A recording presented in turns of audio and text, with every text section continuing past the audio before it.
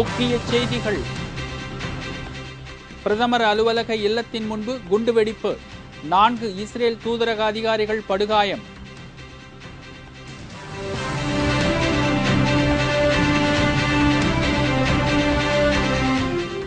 தேமுதிகவின் செயற்குழு மற்றும் பொதுக்குழு கூட்டம் வரும் 21ஆம் தேதி சென்னையில் கூடுகிறது. கேப்டன் விஜயகாந்த் அறிவிப்பு.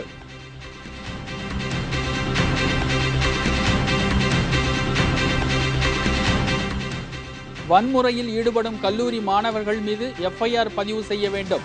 உயர்நீதிமன்றத்தில் பொதுநல வழக்கு.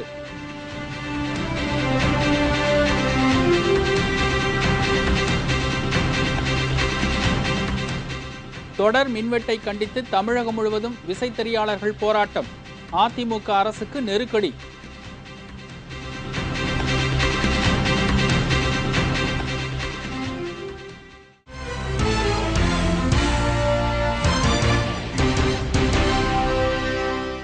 வணக்கம். விரிவான செய்திகள். டெல்லியில் உள்ள பிரதமர் அலுவலக இல்லத்தின் முன்பு குண்டு வெடித்ததில் 4 இஸ்ரேல் தூதரக அதிகாரிகள் படுகாயமடைந்தனர்.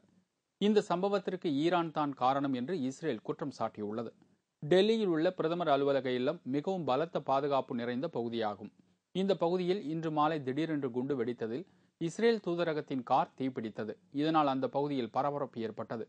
உடனே சம்பவ இடத்திற்கு விரைந்து வந்த தீயணைப்பு படையினர் இஸ்ரேல் தூதரக காரில் ஏற்பட்ட தீயை அணைத்தனர். 3 இஸ்ரேல் அதிகாரிகள் இதில் காயமடைந்தனர். மேலும் வெடிகுண்டு தடயவியல் நிபுணர்கள் சம்பவ இடத்திற்கு வந்து சோதனை செய்ததில் ரிமோட் கண்ட்ரோல் மூலம் குண்டு வெடிக்க வைத்துள்ளது தெரியவந்துள்ளது. இந்த சம்பவத்தை அடுத்து டெல்லியில் பாதுகாப்பு பலப்படுத்தப்பட்டுள்ளது. இந்த சம்பவம் குறித்து கருத்து தெரிவித்த இஸ்ரேல் தூதரக செய்தி தொடர்பாளர் ஈகல் பால்மர், இஸ்ரேல் அதிகாரிகளை குறிவைத்து டெல்லியிலும் ஜார்சியா நாட்டின் டிபிசிலிலும் தாக்குதல் நடத்தப்பட்டிருப்பதாகவும் இந்த விவகாரத்தில் ஈரான் நாடு சம்பந்தப்பட்டிருப்பதாகவும் குற்றம் சாட்டினார். தேமுதிகவின் செயற்குழு மற்றும் பொதுக்குழு வரும் 21ஆம் தேதி சென்னையில் நடைபெற உள்ளதாக கழக நிறுவன தலைவர் கேப்டன் விஜயகாந்த் அறிவித்துள்ளார். தேமுதிக நிறுவன தலைவர் கேப்டன் விஜயகாந்த் இன்று விடுத்துள்ள அறிக்கையில், சென்னை வானகரத்தில் உள்ள ஸ்ரீவாரு திருமண மண்டபத்தில் வரும் 21ஆம் தேதி செவ்வாய்க்கிழமை காலை 10 மணியளவில் தேசிய முற்போக்கு திராவிட கழகத்தின் செயற்குழு மற்றும் பொதுக்குழு கூட்டம் நடைபெறும் என்று அறிவித்துள்ளார். மேலும் அன்றைய தினம் தேமுதிக தலைமை நிர்வாகிகளுக்கான தேர்தல் நடைபெறும் என்றும் கேப்டன் விஜயகாந்த் தெரிவித்துள்ளார். இன்றைய அரசியல் நிலைமை குறித்தும் எதிர்கால நடவடிக்கைகள் குறித்தும் அந்த கூட்டத்தில் ஆராயப்பட உள்ளதாக கூறியுள்ள அவர், தலைமை செயற்குழு மற்றும் பொதுக்குழு உறுப்பினர்கள் தவறாமல் கலந்து கொள்ளுமாறு கேட்டுக்கொண்டுள்ளார். இது தொடர்பான அழைப்பிதழ் செயற்குழு மற்றும் பொதுக்குழு உறுப்பினர்களுக்கு அனுப்பப்படும் என்றும் கேப்டன் விஜயகாந்த் தனது அறிக்கையில் குறிப்பிட்டுள்ளார். கல்லூரி மாணவர்கள் வன்முறையில் ஈடுபட்டால் அதனால் ஏற்படும் சேதங்களுக்கு அவர்கள் பயிலும் கல்லூரி முதல்வரை பொறுப்பேற்க வேண்டும் என்று சென்னை உயர்நீதிமன்றத்தில் பொதுநல வழக்கு தொடரப்பட்டுள்ளது. கடந்த சில தினங்களுக்கு முன் சென்னை பச்சையப்பன் கல்லூரி மாணவர்கள் பேருந்து தினம் கொண்டாட போலீசார் அனுமதிக்காததால் வன்முறை சம்பவங்களில் ஈடுபட்டனர். இதனால் மாநகர போக்குவரத்து கழகத்தின் பேருந்து ஒன்றின் கண்ணாடி உடைக்கப்பட்டதுடன் அதில் பயணம் செய்த பொதுமக்கள் 4 பேருக்கு பலத்த காயம் ஏற்பட்டது. ஏற்கனவே பேருந்து தினம் கொண்டாட சென்னை உயர்நீதிமன்றம் தடை விதித்துள்ள நிலையில் இன்று பூந்தமல்லியைச் சேர்ந்த சீனிவாசன் என்பவர் பொதுநல வழக்கு ஒன்றை தொடர்ந்துள்ளார். அதில் கல்லூரி மாணவர்கள் வன்முறையில் ஈடுபடுவதால் பொதுமக்களும் போலீசாரும் பாதிக்கப்படுவதாகவும், அதனால் வன்முறையில் ஈடுபடும் மாணவர்கள் மீது முதல் தகவல் அறிக்கை எனப்படும் எஃப்ஐஆர் பதிவு செய்யப்பட வேண்டும் என்று கூறியுள்ளார். மேலும் கல்லூரி மாணவர்களால் ஏற்படும் சேதங்களுக்கு அவர்கள் பயிலும் கல்லூரியின் முதல்வரே பொறுப்பேற்க வேண்டும் என்று கூறியுள்ளார். உயர்நீதிமன்றத்தின் உத்தரவையும் மீறி பேருந்து தினம் கொண்டாடும் மாணவர்களின் கல்லூரிகள் மீது போலீசார் நடவடிக்கை எடுக்க வேண்டும் என்றும் சீனிவாசன் தனது மனுவில் தெரிவித்துள்ளார். இந்த வழக்கு சென்னை உயர்நீதிமன்றத்தில் நாளை விசாரணைக்கு வருகிறது. அறிவிக்கப்படாத பல மணி நேர மின்வெட்டினால் தொழில் நடத்த முடியவில்லை என்று கூறி விசைத்தறி உரிமையாளர்கள் மாநிலத்தின் பல்வேறு பகுதியில் போராட்டத்தில் ஈடுபட்டுள்ளனர். இதனால் தமிழக அரசுக்கு நாளுக்கு நாள் நெருக்கடி அதிகரித்து வருகிறது. மாநிலத்தின் பல்வேறு பகுதிகளிலும் தினந்தோறும் பல மணி நேர மின்வெட்டு ஏற்படுகிறது. இதனால் தொழில் நிறுவனங்களின் உற்பத்தியில் பெரும் பின்னடைவை ஏற்படுத்தியுள்ளது. இந்நிலையில் தடையில்லா மின்சாரம் வழங்க கோரி தேனி மாவட்டம் ஆண்டிப்பட்டி அருகே உள்ள சக்கம்பட்டி மற்றும் டி சுப்பலாபுரம் ஆகிய பகுதிகளில் உள்ள விசைத்தறி உரிமையாளர்கள் மற்றும் தொழிலாளர்கள் 1000க்கும் மேற்பட்டவர்கள் தாலுகா அலுவலகத்தை முற்றுகையிட்டு போராட்டத்தில் ஈடுபட்டனர். இதேபோல் தடையில்லா மின்சாரம் வழங்க கோரி விசைத்தறி தொழிலாளர்கள் மற்றும் பொதுமக்கள் உடையாப்பட்டி மின்வாரிய அலுவலகத்தை முற்றுகையிட்டதால் அங்கு பெரும் பரபரப்பு ஏற்பட்டது.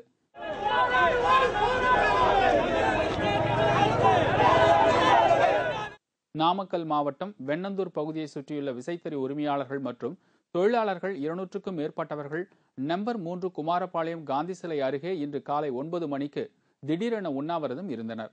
அதைத் தொடர்ந்து அங்கு குவிந்த போலீசார் போராட்டக்காரர்களுடன் பேச்சுவார்த்தை நடத்தியதை அடுத்து உண்ணாவிரதம் கைவிடப்பட்டது. எங்களுக்கு நிரந்தரமான கரண்ட் வரணும். வாரத்துல ஒரு நாளைக்கு 2 நாளைக்கு கரண்ட் ஆஃப் பண்ணிக்கங்க. எங்களுக்கு வாரத்துல மீதி 5 நாளைக்கு நிரந்தரமா கரண்ட் இருக்கிற மாதிரி எங்களுக்கு கவர்மெண்ட் உத்தரவு கொடுக்கணும். நீதிமன்ற அவமதிப்பு வழக்கில் கண்டனத்துக்குள்ளான பிரதமர் யூசுப் ரசாக் கிலானி குற்றவாளியே என்று அந்த நாட்டு உச்சநீதிமன்றம் தெரிவித்துள்ளது. பாகிஸ்தான் அதிபர் சர்தாரி மீதான ஊழல் வழக்கை விசாரிக்க வேண்டும் என்று அந்த நாட்டு உச்சநீதிமன்றம் உத்தரவு பிறப்பித்தும் கடந்த 2 வருடங்களாக எந்தவொரு நடவடிக்கையும் பிரதமர் கிலானி எடுக்கவில்லை. நீதிமன்ற நடவடிக்கைகளில் இருந்து விலக்கு பெற அதிபருக்கு சட்டத்தில் இடம் உண்டு என்றும் கிலானி தெரிவித்திருந்தார். இதற்கு அந்த நாட்டு உச்சநீதிமன்றம் கடும் கண்டனம் தெரிவித்ததோடு கிலானி மீது நீதிமன்ற அவமதிப்பு வழக்கையும் தொடர்ந்தது. இது தொடர்பாக அவருக்கு சம்மன் அனுப்பப்பட்டதை தொடர்ந்து பாகிஸ்தான் உச்சநீதிமன்றத்தில் பிரதமர் கிலானி இன்று நேரில் ஆஜரானார்.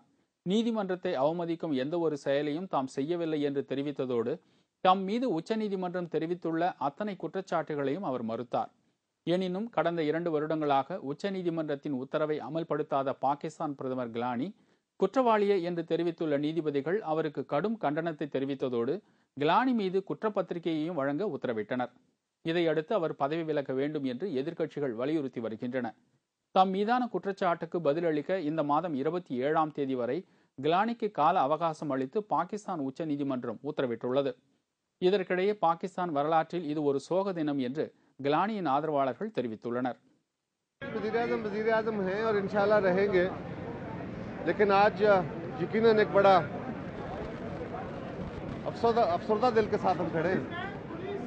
बड़ी तकलीफदेह सूरत हाल में खड़े हैं।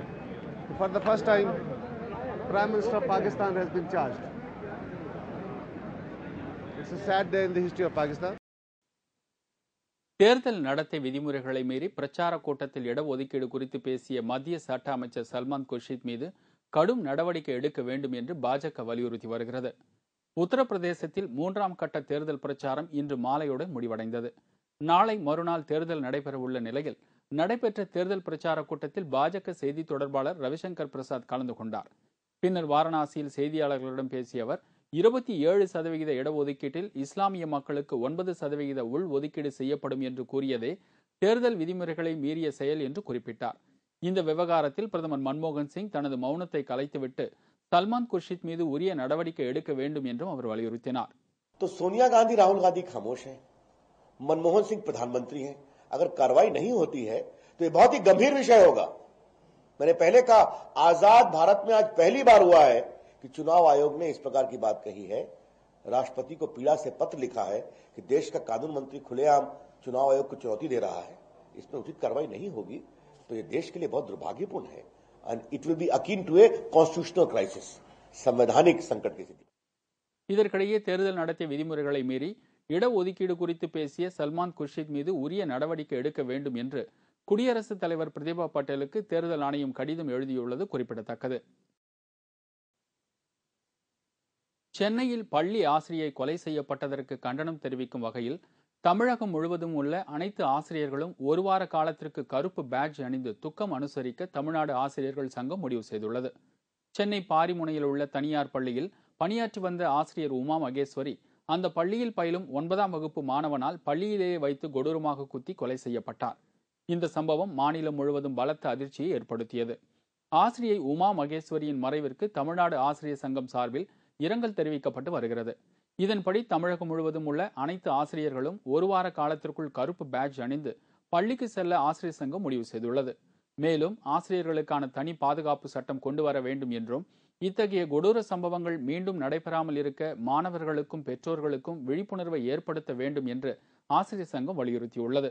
இதேபோல் படுகொலை செய்யப்பட்ட ஆசிரியையின் குடும்பத்திற்கு உரிய நிவாரணத்தை தமிழக அரசு உடனடியாக வழங்க வேண்டும் என்றும் தமிழ்நாடு ஆசிரியர் சங்கம் வலியுறுத்தியுள்ளது. ஆசிரியர் படுகொலையான சம்பவத்தை அடுத்து மூடப்பட்டிருந்த தனியார் பள்ளி இன்று மீண்டும் திறக்கப்பட்டது. அப்போது ஆசிரியை உமா மகேஸ்வரியின் திருவுருவ படத்திற்கு பள்ளி ஆசிரியர்கள் மாணவர்கள் சார்பில் மலரஞ்சலி செலுத்தப்பட்டது. கர்நாடக சட்டமன்றத்தில் பாஜக அமைச்சர்கள் ஆபாச படம் பார்த்த விவகாரத்தில் போலீஸ் விசாரணை நடத்த நீதிமன்றம் உத்தரவு பிறப்பித்துள்ளது.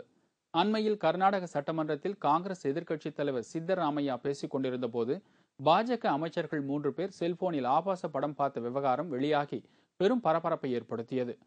3 அமைச்சர்களும் தங்களது பதவியை ராஜினாமா செய்துள்ள நிலையில் அவர்கள் மீது நடவடிக்கை எடுக்க பல்வேறு தரப்பினரும் வலியுறுத்தி வந்த நிலையில் தர்மபால் கவுடா என்ற வழக்கறிஞர் பெங்களூரு நகர கூடுதல் குற்றவியல் நடுவர் நீதிமன்றத்தில் பொதுநல மனு ஒன்றை தாக்கல் செய்துள்ளார். இந்த மனுவை விசாரித்த நீதிபதி இந்த விவகாரம் குறித்து கர்நாடக சட்டமன்ற காவல் நிலைய ஆய்வாளர் விசாரணை நடத்தி இந்த மாதம் 27ஆம் தேதிக்குள் அறிக்கை தயார் செய்து நீதிமன்றத்தில் தாக்கல் செய்ய வேண்டும் என்று உத்தரவு பிறப்பித்துள்ளார். இந்த உத்தரவு பாஜக அரசுக்கு மேலும் சிக்கலை ஏற்படுத்தியுள்ளது குறிப்பிடத்தக்கது. ஊதிய உயர்வு கேட்ட 700 தொழிலாளர்கள் திடீர் பணி நீக்கம். ஆம்பூர் ஷூ கம்பெனியில் ஊழியர்கள் உள்ளிருப்பு போராட்டம்.